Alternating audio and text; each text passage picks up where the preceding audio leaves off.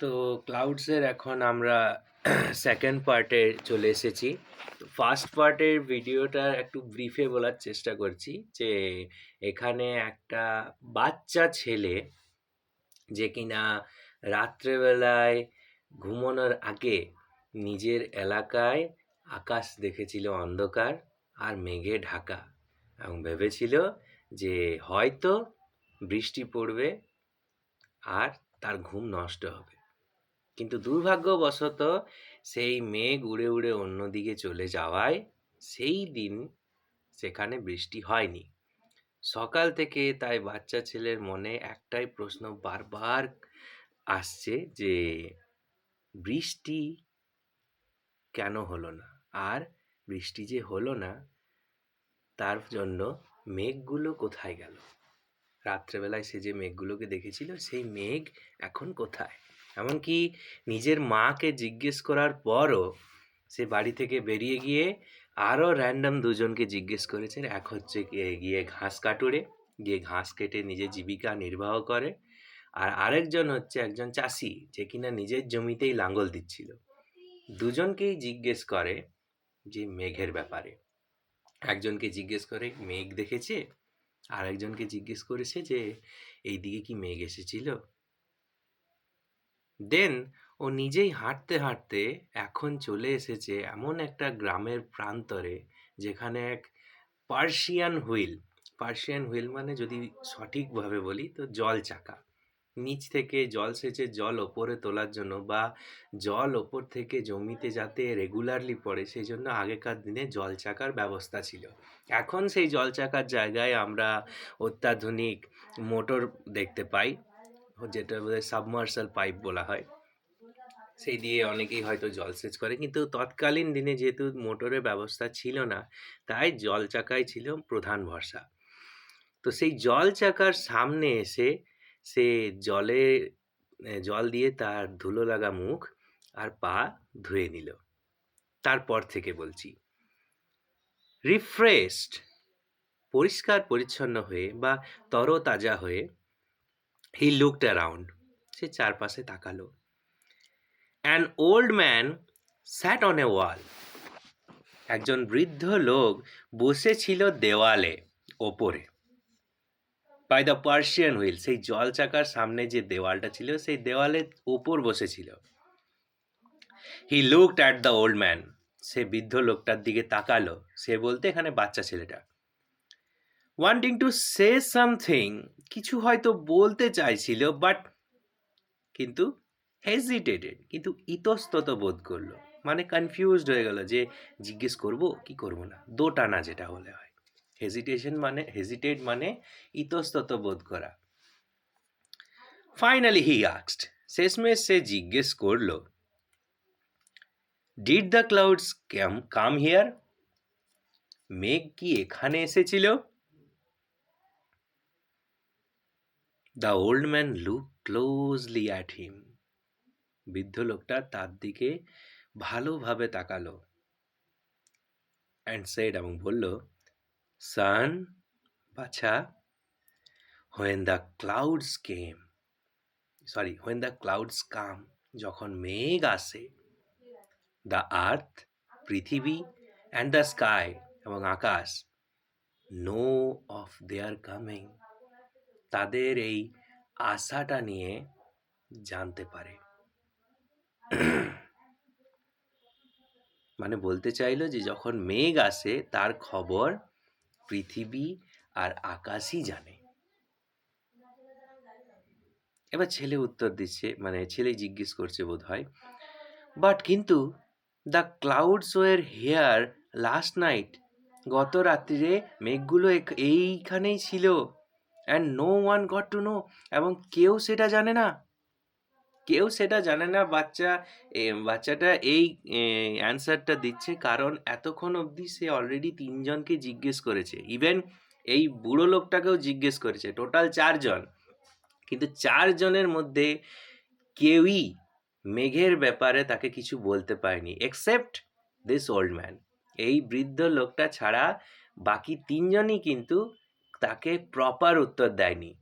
তার মাকে যখন জিজ্ঞেস করেছিল, তার মা কি বলেছিল যে, "হাট! এইসব কি আজে-বাজে জিজ্ঞেস করছিস? তোর মাথা কি খারাপ হয়ে গেছে?" আর বাকি দুজনকে জিজ্ঞেস করলো যে ঘাস কাটুরি আর চাষি, ওরা তো অবাক হয়ে গেল। ক্লাউডস? এইভাবে তারা জিজ্ঞেস করেছিল। কিন্তু এখানে বুড়োটা বলল যে মেঘেদের খোঁজ একমাত্র পৃথিবী আর আকাশই জানে। দ্য ওল্ড ম্যান সেড, বৃদ্ধ লোকটা বলল তার কথাটা শোনার পর, it is not enough for the clouds to come. এইটাই যথেষ্ট নয় মেঘেদের আসার জন্য। I once lived in a place, আমি একবার এমন একটা জায়গায় বাস করতাম, where it hadn't rained for 10 years।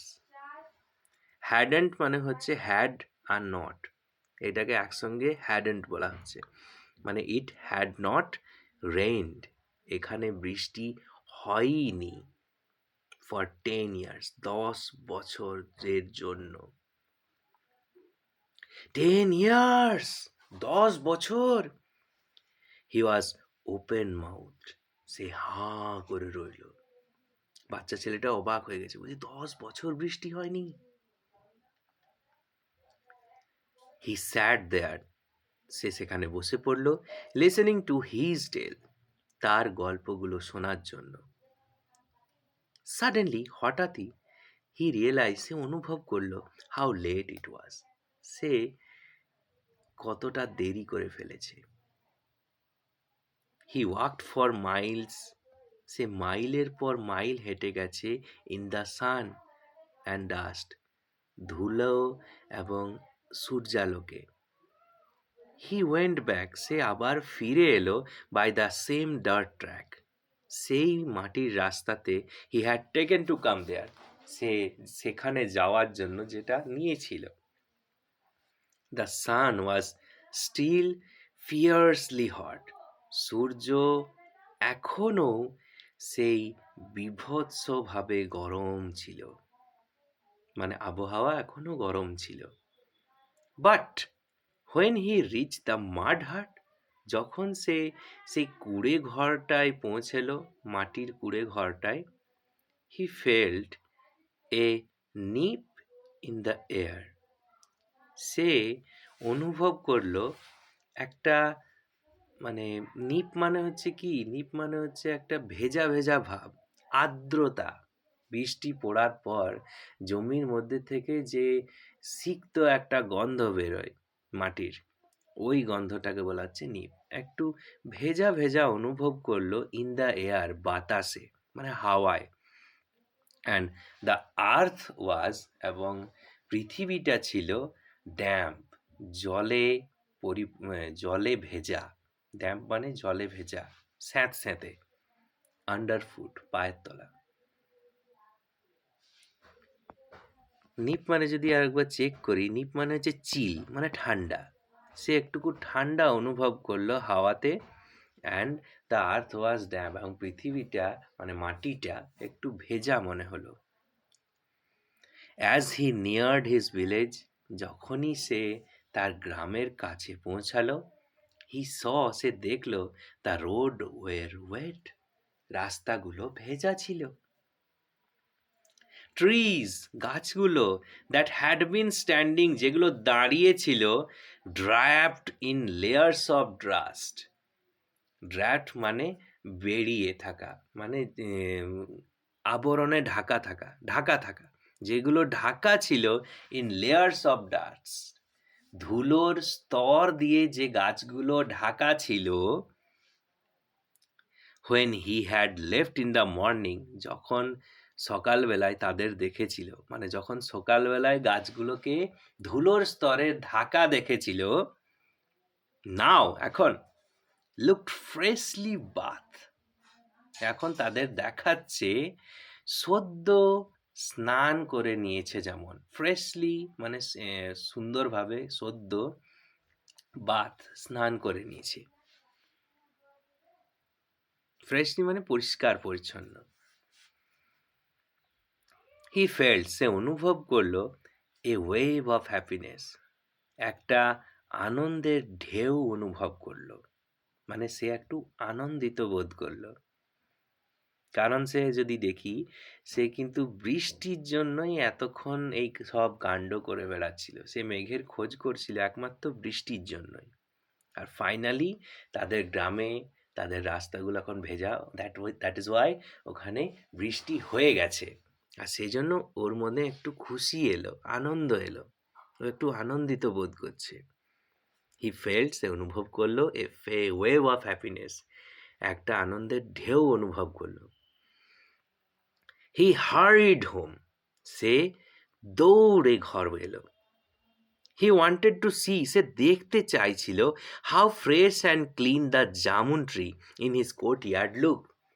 তার বারান্দায় যে জাম গাছটা ছিল সেটাকে কত পরিচ্ছন্ন এবং কতটা তরতাজা, সতেজ মনে হচ্ছিল, তরতাজা মনে হবে, সেইটা দেখার জন্য সে দৌড়ে এলো।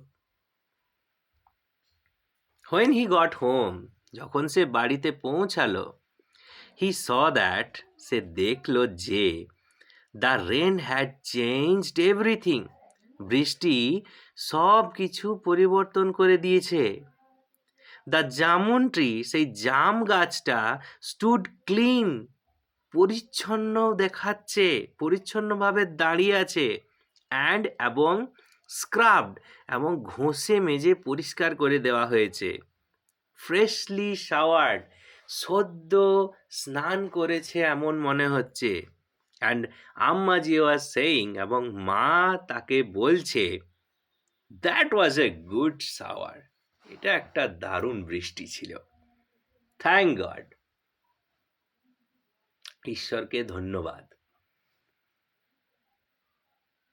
বা এখানে থ্যাংক গড মানে ঈশ্বরকে ধন্যবাদ, কিন্তু এখানে থ্যাংক গড একটা ফ্রেজ, মানে যে আমরা যেমন বলি না, যাক বাবা গো, এই কাইন্ড অফ একটা ফ্রেজ, মানে যাক এটা একটা খুব সুন্দর বৃষ্টি ছিল, সাম কাইন্ড অফ দ্যাট। ওকে, কারণ যদি নোটিস করি থ্যাংক গডের পর একটা এক্সক্লেমেশন সাইন আছে, তার মানে ভগবানকে ধন্যবাদ এখানে লিটারালি জানাচ্ছে না, থ্যাংক গড এখানে অ্যাজ আ ফ্রেজ হিসাবে ইউজ করছে, just to maintain the style, যা মেনটেন হিজ এক্সপ্রেশনস, তার এই যে অনুভবটা, ওর মা যে খুশি হয়েছে সেই খুশি অনুভবটা বোঝানোর জন্য থ্যাংক গডটা ইউজ করা হয়েছে। Raindrops were still rolling off the leaves of the jamun, বৃষ্টির ফোঁটাগুলো এখনো গড়িয়ে গড়িয়ে পড়ছে জাম গাছের পাতা থেকে। হি স্টুড, সে দাঁড়ালো, বিনিথ দ্য ট্রি, গাছের তলে, and let them fall on his head and face, এবং তাদেরকে তার মুখে এবং হাতে, মাথায় পড়তে দিল। হি রেজড হিজ আইজ, সে তার চোখ তুলে তাকালো টু দ্য স্কাই, আকাশে, অ্যান্ড স, এবং দেখলো, ইট ক্লিয়ার, এটা পরিষ্কার। Without even a wisp of cloud, এক টুকরো মেঘ ছাড়াই। He had walked so far in the dust, সে হেঁটে হেঁটে এত দূরে চলে গেছিল ধুলোবালিতে, অ্যান্ড সান, এবং সূর্যের আলোতে, in search of the clouds, মেঘেদের খোঁজে, অ্যান্ড এবং ইন হিজ অ্যাবসেন্স, তার অবর্তমানে, তার অনুপস্থিতিতে, দে হ্যাড কাম, তারা ফিরে এসেছে। শেড দেয়ার রেন, তাদের বৃষ্টির ছায়া দিয়ে গেছে। অ্যান্ড গন অ্যাওয়ে, এবং চলে গেছে। তো এই গল্পটাতে বেসিক্যালি আমরা দেখলাম কি? বেসিক্যালি এই গল্পতে আমরা দেখলাম একটি বাচ্চা ছেলের পার্সপেক্টিভ থেকে রেনি সিজন বা বৃষ্টির মরশুমটা হয় কীরকম, ক্লাউডস। আমরা একটি বাচ্চার পার্সপেক্টিভ থেকে দেখলাম এতক্ষণ যে বৃষ্টি কত সুন্দর হয়, আর বাচ্চারা কেন বৃষ্টির জন্য এত অপেক্ষা করে থাকে। বৃষ্টির অনেক সাইড মানে বর্ষাকাল বা বৃষ্টির অনেক নেগেটিভ পয়েন্টস কিন্তু আমাদের কাছে আছে। কারণ বৃষ্টি হলে পরে পেট খারাপ হয়। বৃষ্টি হলে পরে আমাদের পানীয় জল দূষিত হয়ে যায়। কারণ পেস্টিসাইড বা এইসব যে জমির উপর ছড়ানো হয় সেই সব বৃষ্টির জল ধুয়ে পুকুরে জমা হয়। সেই পুকুরের জলই আস্তে আস্তে ভৌম জলে পরিণত হয়। আর সেই জলই আমরা by motor or hand pump বা চাপা কল বা টাইম কল থেকে সেইগুলো উইদাউট এনি ফিল্টার আমরা গ্রহণ করছি আর খাচ্ছি। সেই জন্য বর্ষাকালে অনেক রোগ হয়। বর্ষাকালে জল পড়ে রাস্তাঘাট একদম কাদায় প্যাচ প্যাচ করে। বর্ষাকালে গাড়ি চালাতে অসুবিধা হয়। খুব প্রবলেমে থাকি আমরা, ভয়ে ভয়ে থাকি। কাপড় জামা শুকাতে অসুবিধা হয়। There is a lot of negativity in rainy season or monsoon or বর্ষাকাল। কিন্তু তা সত্ত্বেও এখানে আমরা পুরো টেক্সটে একটি বাচ্চা ছেলের নজর থেকে, একটি বাচ্চা ছেলের পার্সপেক্টিভ থেকে আমরা দেখলাম যে রেনি সিজন কত সুন্দর হয়, রেনি সিজন কত ভালো আমাদের মানুষের কাছে। আমাদের মানুষের কাছে বর্ষাকালটা কত সুন্দর।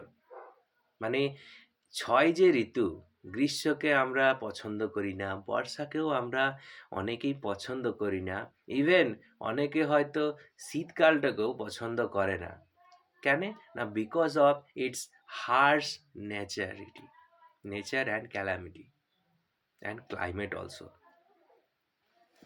এই যে হার্শ নেচার, সরি ক্যালামিটি না, ক্লাইমেট, হার্শ নেচার আর ক্লাইমেটের জন্য আমরা কিন্তু এই ৩টে সিজনকে অনেক সময় পছন্দ করি না। গ্রীষ্মকাল প্রচণ্ড রোদ, বর্ষাকাল প্রচুর বৃষ্টি, শীতকাল প্রচুর ঠান্ডা। বাবারে বাবা, এই সব সহ্য করা যাবে না। কিন্তু বাচ্চা ছেলের কাছে এই সব ফ্যাক্ট কিন্তু ম্যাটার করেই না। ওদের কাছে ম্যাটার করে অনলি নেচার।